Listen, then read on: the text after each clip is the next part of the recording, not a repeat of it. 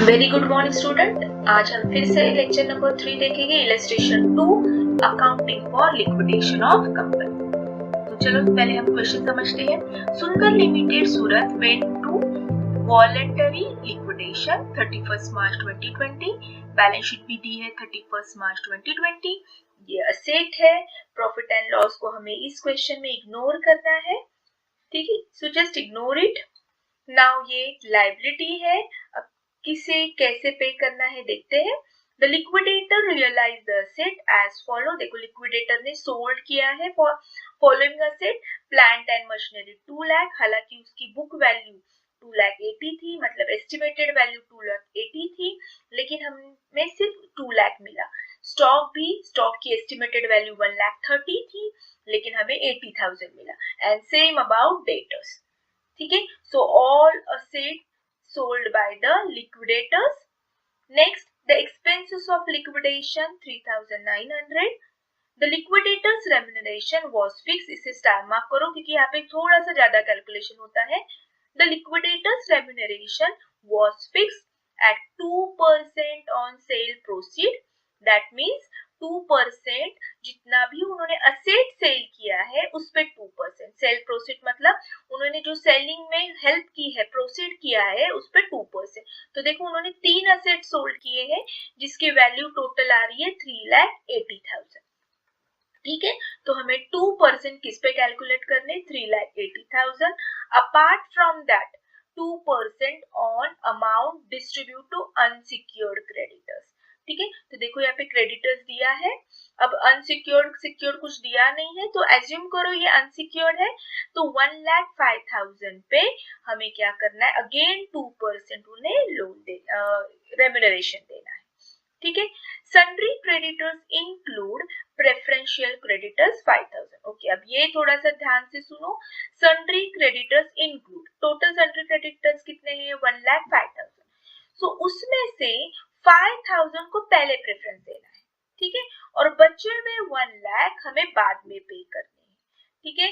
देखो that doesn't mean कि ये प्रेफरेंस इनको पहले दिया है, that means they are secured, नहीं, they are not secured creditors, both are unsecured creditors, ये पहले याद रखो, ठीक है। टोटल 1,05,000 ये अनसिक्योर्ड ही है, लेकिन उसमें से 5,000 के जो क्रेडिटर्स है उनको पहले प्रेफरेंस देना है, मतलब उनको पहले पेमेंट करना है और फिर 1 लाख को करना है, ठीक है। बस इतना ही फर्क है, अदरवाइज 1,05,000 इज अनसिक्योर्ड क्रेडिटर्स, ये बात ध्यान में रखना है। Next, preferential dividend was paid up to 31 March 2018। तो देखो 2 साल से बेचारों को डिविडेंड नहीं मिला है, लेकिन अब कंपनी बंद हो रही है तो 2 साल का डिविडेंड हमें देना है। सो कितना डिविडेंड है, देखो 2 लाख पे 5%, ठीक है, 5% दिया है ना, एंड 2 इयर्स के लिए, तो जितना भी आएगा कैलकुलेट, तो हमें वो भी पेमेंट करना है। डन। एंड ये लिक्विडेटर ने सब पेमेंट कब किया है, 1 अक्टूबर 2020। Prepare liquidators final statement of account. So let's start. पहले अच्छे से ड्रॉ करो रिसीट एंड पेमेंट, ऊपर लिखो liquidator final statement account winding up सुंदर लिमिटेड 31 मार्च 2020। ये मस्ट है, ये स्टेटमेंट ठीक से लिखना है, कंपनी का नाम ठीक से लिखना है, डेट ठीक से लिखना है। Always start with the receipt. पहले भैया पैसे कितने आए हैं ये तो लिक्विडेटर को चेक करना पड़ेगा। सो कैश है क्या, देखो कैश है उनके पास, कैश एट बैंक 52,000। तो लिखो पहले टू कैश बैलेंस या बैंक बैलेंस, एस्टिमेटेड 52 और रियलाइज भी 52। कैश बैंक में ऐसे नहीं होता है मार्केट वैल्यू वगैरह, वो इसे ही लिखते हैं, ठीक है। अब नेक्स्ट, प्लांट एंड मशीनरी। देखो प्लांट एंड मशीनरी, पहले ये वाली वैल्यू लिखो एस्टिमेटेड वैल्यू में, एंड फिर रियलाइज कितनी हुई, हमें एक्चुअल कितनी मिली। सो एक्चुअल हमें ये मिली, गॉट इट। तो ये दोनों लिखना है। अब और कहां से पैसे आ सकते हैं, ये तो डन। लेकिन अब आपको ऐसे लगेगा कि अरे कंट्रीब्यूटर्स तो है ना, तो कंट्रीब्यूटर्स का अगर आप ध्यान से देखोगे, फिर से एक बार क्वेश्चन, तो वहां पे जितने पैसे थे equity share holder already paid किए हैं, कुछ भी बचा नहीं है, ठीक है। अनकॉल्ड पैसे है ही नहीं, जितने फेस वैल्यू थी उतनी पेड किए। देखो एक बार liability side equity share capitals, got it. तो कंट्रीब्यूटर से तो कुछ आना ही नहीं है, जबरदस्ती मांगना नहीं है, पास्ट मेंबर से हमारा कोई कुछ रिलेशन नहीं है। Got it. तो यहाँ पे जैसे पहले इलस्ट्रेशन में हमने लिया था कंट्रीब्यूटर का, क्योंकि से कुछ 10 रुपए का शेयर था एंड 7 रुपीज पेड किए थे, 3 रुपीज बाकी थे, तो इसलिए हमने उनसे मांगा। बट ये क्वेश्चन में अगर आप ध्यान से देखोगे तो यहाँ पे सब कुछ पेड किया है, all face value is paid, तो यहाँ कंट्रीब्यूटर का पैसा नहीं आएगा। तो कुल मिला के हमें 4,32,000 पैसे जमा हो गए हैं। ठीक है, तो लिक्विडेटर के हाथ में 4,32,000 है। अब लिक्विडेटर का पहला काम है कि उसको पेमेंट करना है एक्सटर्नल लायबिलिटी, और किस हिसाब से करना है पेमेंट हमें, ऑफ कोर्स हमें उसके, देखो यहाँ पे ऑर्डर फिर से मैंने दिया है, आप भी ऐसे कहीं तो रफ में लिखा करो तो लाइन से हम जाएंगे, आपका कभी प्रॉब्लम रॉन्ग नहीं आएगा। तो पहले देखो लीगल चार्जेस दिए क्या क्वेश्चन में, लीगल चार्जेस नहीं, मुझे तो नहीं दिख रहे कहीं लीगल चार्जेस, तो छोड़ो। नेक्स्ट है रेम्यूनरेशन टू लिक्विडेटर, यस अब तो रेम्यूनरेशन तो लिखना ही है, तो यहाँ पे लिखो by liquidators remuneration. But condition क्या दी है रेम्यूनरेशन की, देखो एडजस्टमेंट नंबर सी पढ़ो, सी वाली पढ़ो, क्या दी है, liquidators remuneration fix 2% on sale procedure. तो सेल प्रोसीडर हमने सेल किया है, कितना टोटल, इन तीनों की टोटल कितनी आ रही है 3,80,000, तो निकालो 3,80,000 पे 2%, सो इट कम्स 7,600। ठीक है, चलो आगे क्या बोला है, 2% amount on distributed unsecured creditors, तो अनसिक्योर्ड क्रेडिटर्स 1,05,000 है, लेकिन नीचे नोट दिए कि उसमें से 5,000 प्रेफरेंस शेयर है, प्रेफरेंशियल क्रेडिटर्स है, और 1 लाख नॉन प्रेफरेंशियल है, लेकिन है तो दोनों अनसिक्योर्ड, तो दोनों पे निकालना है, लेकिन अलग अलग बताएंगे हम। 2% 5,000 पे 100 रुपीज आता है, एंड 2% 1 लाख पे 2,000 आता है, तो 2,100। तो कोई ऐसे बोल सकता है कि हम डायरेक्टली 1,05,000 पे निकालेंगे 2%, यस अब डायरेक्टली 1,05,000 पे 2% निकालोगे आंसर सेम ही आएगा 2,100। ठीक है, यहाँ पे बुक में अलग बताया, और मैं भी चाहती हूँ कि प्रेफरेंशियल क्रेडिटर अलग है तो अलग अलग से बता दो। अंडरस्टूड। सो रेम्यूनरेशन हो गया। चलो नेक्स्ट हमें क्या करना है, कॉस्ट ऑफ वाइंडिंग अप, देखो दिया है क्या, liquidation expenses, cost of winding up मतलब लिक्विडेशन एक्सपेंसेस, ये दिया है expenses of liquidation 3,900।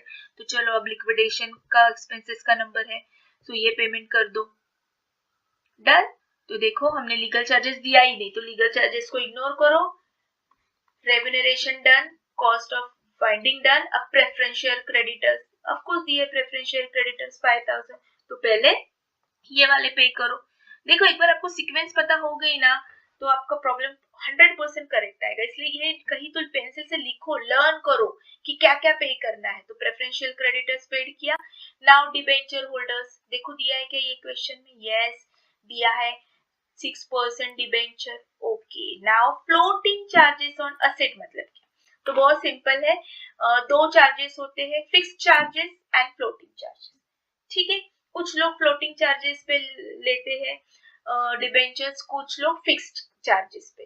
That means क्या कि अगर सपोज हमने डिबेंचर, लाइबिलिटी है डिबेंचर्स है ना, तो हमने हमारे असेट दिए हैं, लेकिन वो असेट हम ट्रेडिंग कर सकते हैं। Got it. जैसे बैंक को हम हमारा होम देते तो हम होम बेच नहीं सकते जब तक हम पेमेंट नहीं करते पूरी बैंक की। ठीक है, या कार लोन, कार भी हम देखो लेते हैं फिक्स चार्जेस पे, मतलब जब तक हम वो पेमेंट नहीं करेंगे, पूरा कार लोन पेमेंट नहीं करेंगे, तब तक कार पे हमारा हक नहीं होता है, हम कार पे बाइंग सेलिंग नहीं कर सकते वापस।